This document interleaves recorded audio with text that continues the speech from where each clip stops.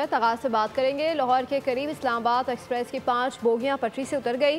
Train Lahore से रावलपिंडी जा रही थी। हादसे में 27 मुसाफिर जख्मी हुए। तमाम मुसाफिरों को ट्रेन से निकाल लिया गया और ट्रैक को भी क्लियर किया जा रहा है, जबकि जख्मियों को अस्पताल मुंतकिल कर दिया गया।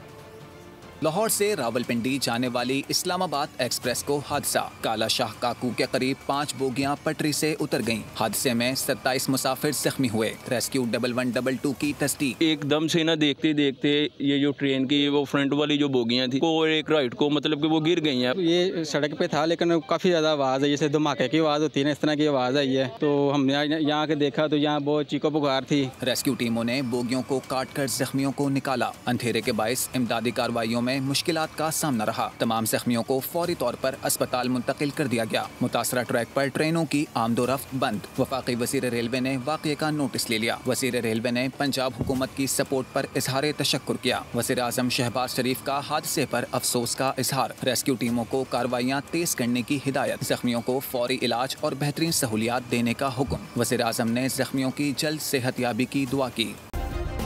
सब्सक्राइब करें और बेल दबाएं ताकि कोई खबर रह न जाए।